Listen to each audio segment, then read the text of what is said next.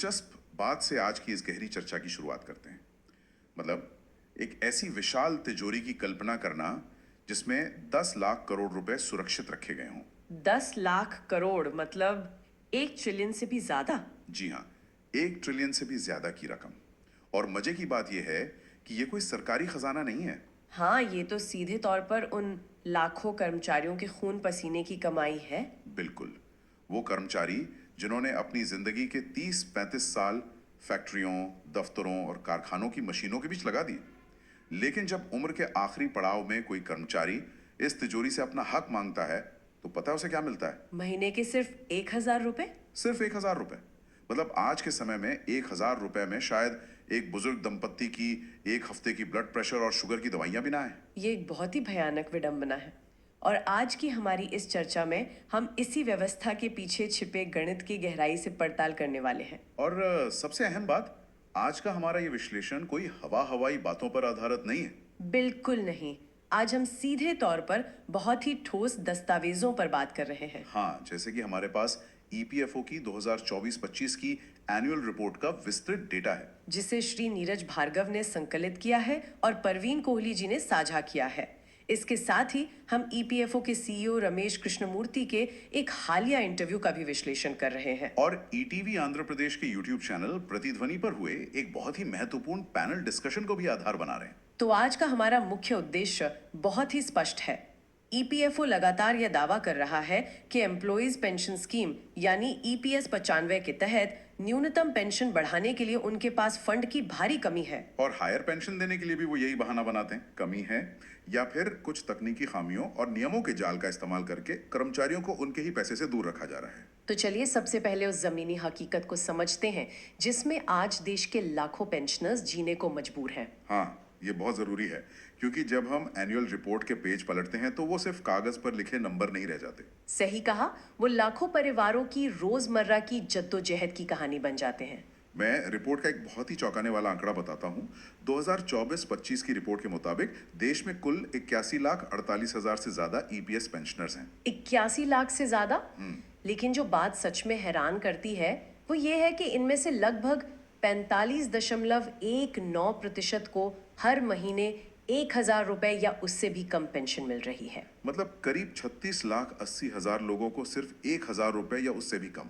हाँ, सोचिए, आज के महंगाई के दौर में जब एक गैस सिलेंडर ही 800 या 900 रुपए का आता है, तो वहां पूरे महीने का खर्च 1,000 रुपए में कैसे चल सकता है? वही तो, ये तो नामुमकिन है। ये आंकड़ा अपने आप में व्यवस्था की एक बहुत बड़ी नाकामी को दर्शाता है। ईटीवी के प्रतिध्वनि डिबेट में भारतीय मजदूर संघ के राष्ट्रीय अध्यक्ष श्री सुंकरी मल्लेशम जी ने एक बहुत ही सटीक तुलना की थी। अच्छा, उन्होंने क्या कहा था? उन्होंने ध्यान दिलाया कि देश में कई राज्य सरकारें आज वृद्धावस्था या विकलांगता पेंशन के रूप में 3,000 से 4,000 रुपए तक की आर्थिक मदद दे रही हैं, 3 से 4,000? जो कि बिना किसी सीधे योगदान के दी जाती है। बिल्कुल, ये मदद उन नागरिकों को दी जाती है जिन्होंने शायद जीवन में कभी सरकार को कोई सीधा वित्तीय योगदान नहीं दिया। जो कि एक कल्याणकारी राज्य का कर्तव्य भी है, उसमें कोई बुराई नहीं है। हाँ, लेकिन यहाँ तो मामला बिल्कुल अलग है ना।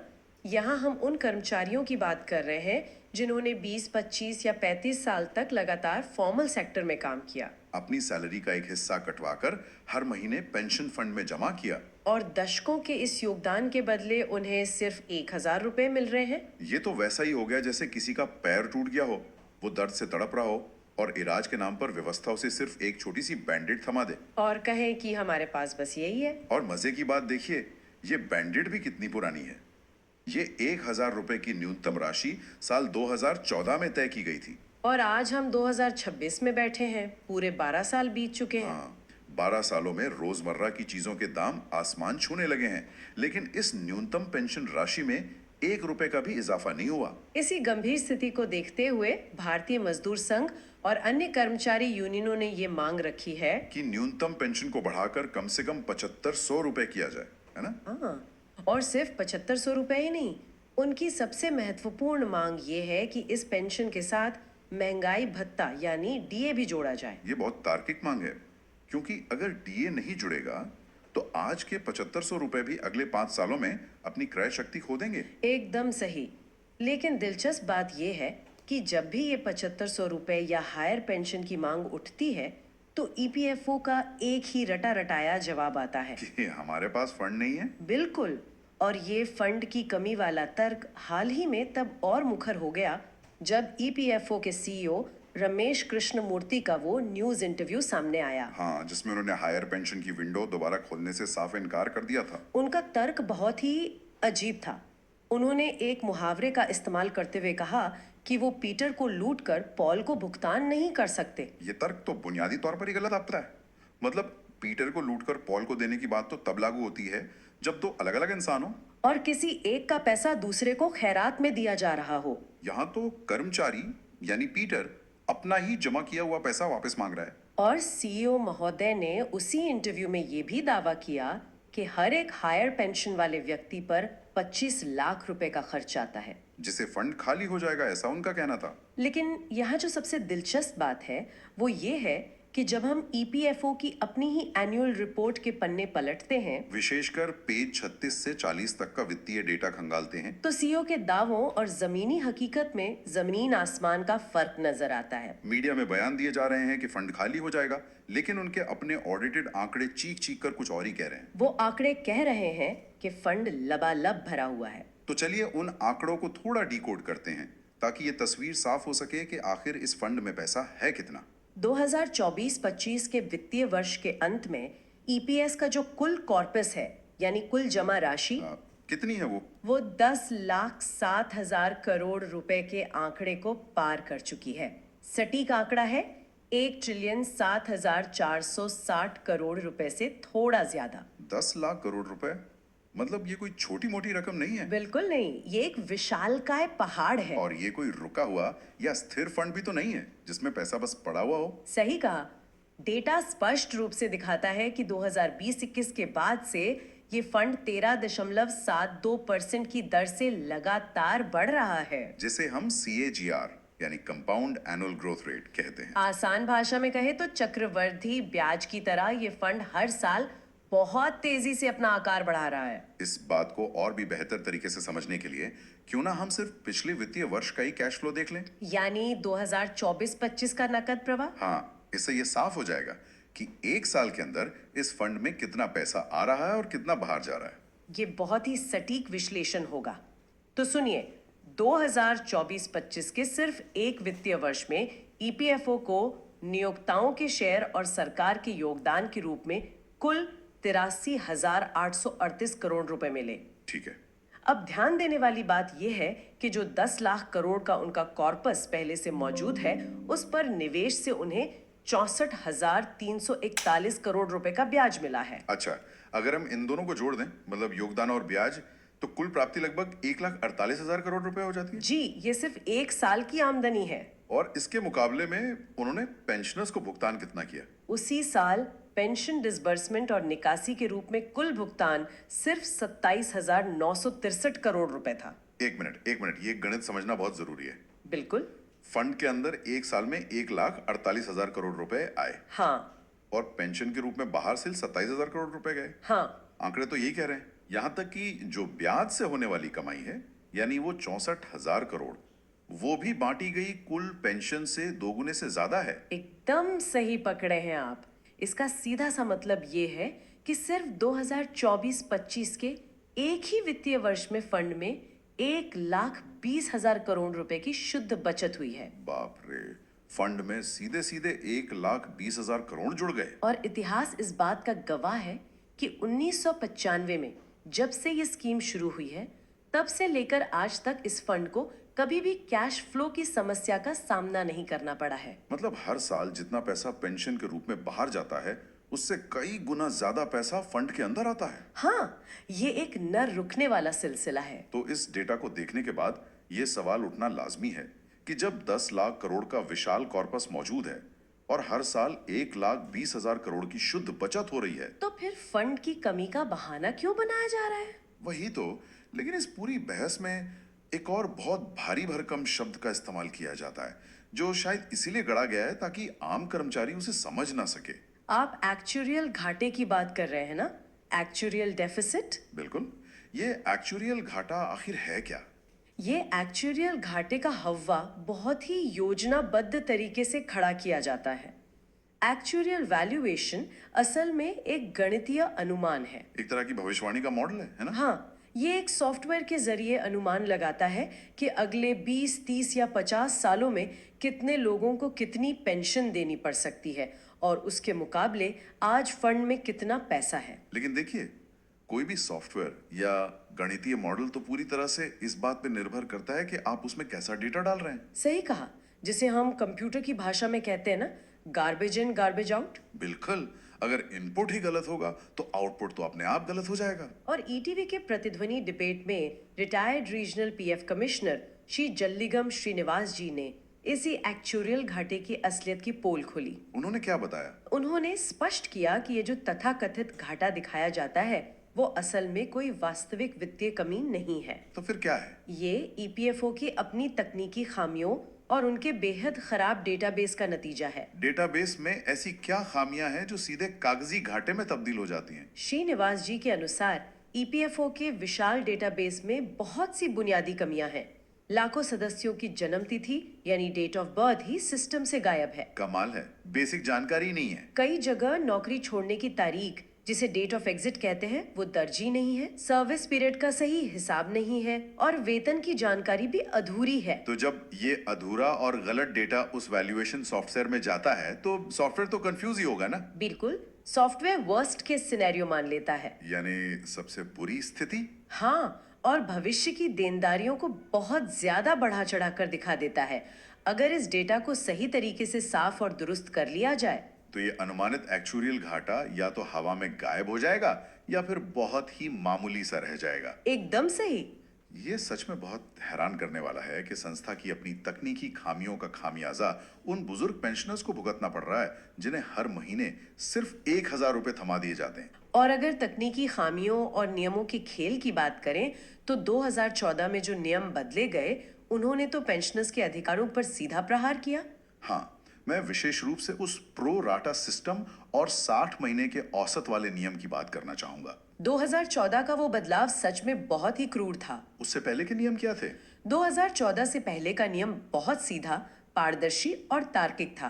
किसी भी कर्मचारी की पेंशन की गणना उसकी रिटायरमेंट के समय की आखिरी सैलरी के आधार पर होती थी, जिसे लास्ट ड्रॉन सैलरी कहते हैं। सरकारी कर्मचारियों की पेंशन भी तो आज इसी आधार पर तय होती है। हाँ, लेकिन 2014 में ईपीएफओ ने ये नियम बदल दिया। उन्होंने कहा कि हम आखिरी सैलरी को आधार नहीं मानेंगे बल्कि रिटायरमेंट से पहले के 60 महीनों का औसत निकालेंगे, यानी पूरे 5 साल की सैलरी का औसत। ये सुनने में शायद आम आदमी को एक सामान्य प्रशासनिक बदलाव लगे, लेकिन असल में यह पेंशन घटाने का एक बहुत ही कारगर गणितीय औजार है। बिल्कुल है। इसे के उदाहरण से समझते हैं।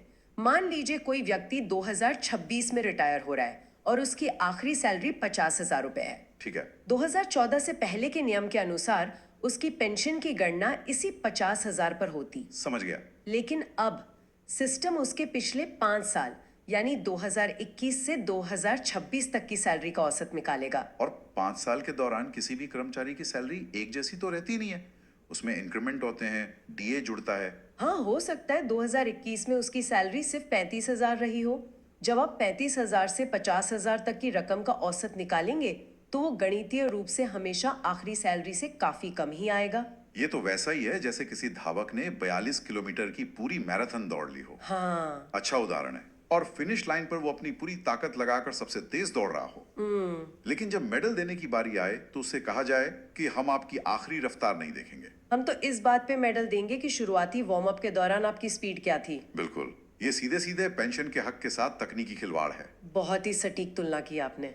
और इसके साथ ही उन्होंने 2014 के बाद की सर्विस के लिए प्रोराटा यानी अनुपातिक गणना भी थोप दी।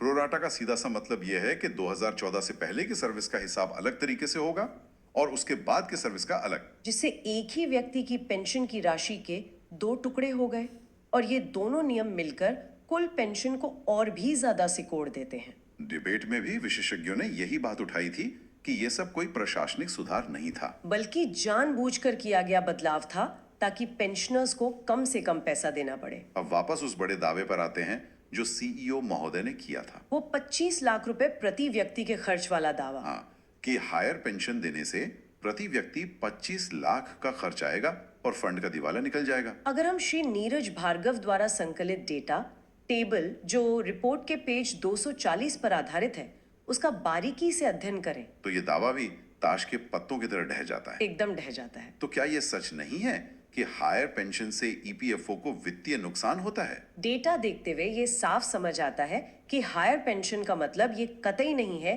कि ईपीएफओ अपनी जेब से मुफ्त में पैसा बांट रहा है। इसकी एक पूरी प्रक्रिया है, राइट? बिल्कुल।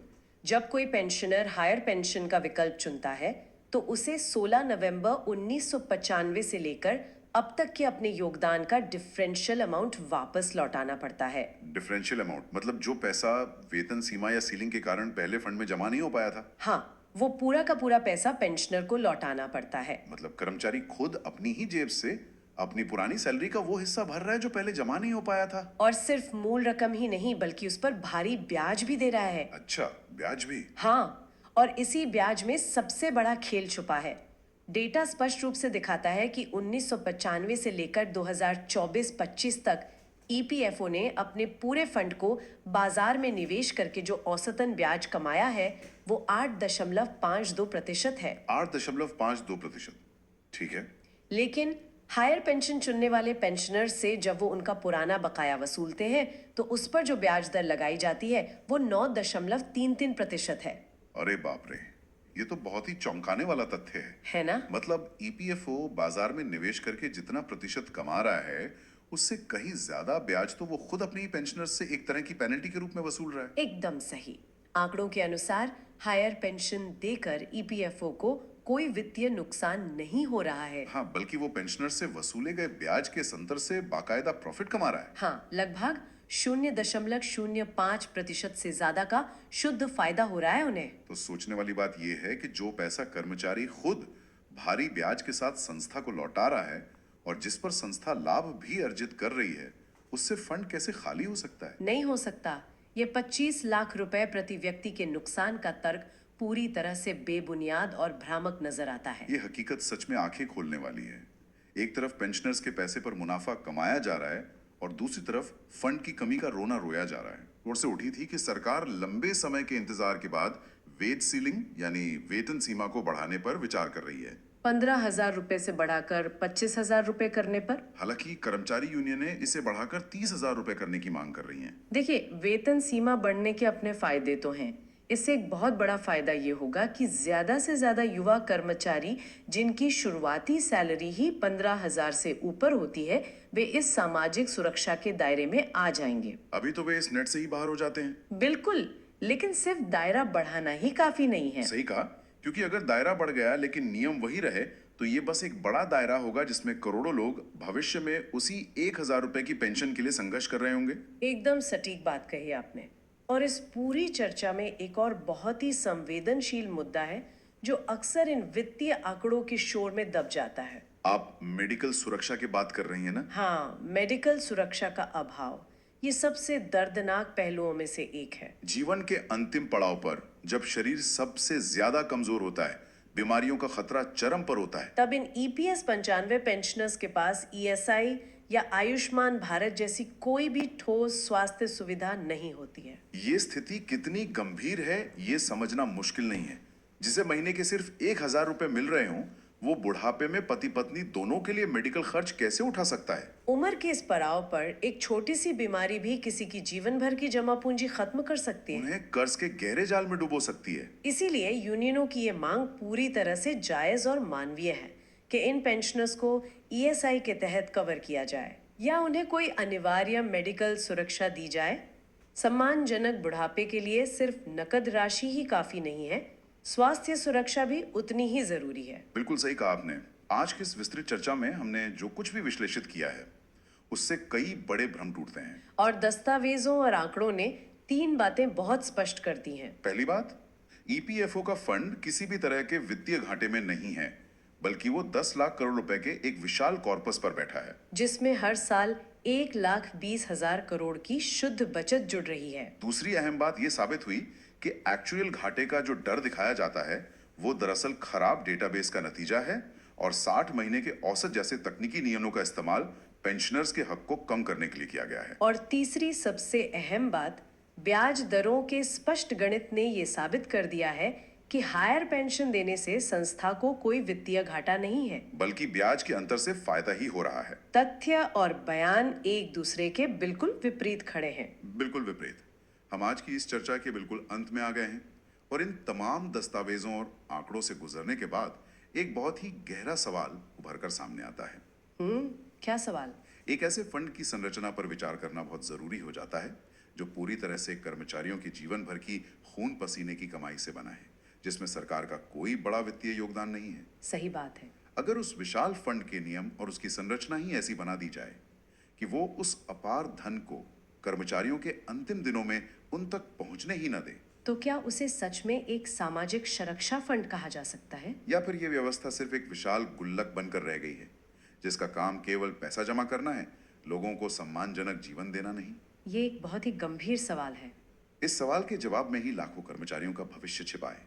यह वाकई सोचने वाली बात है।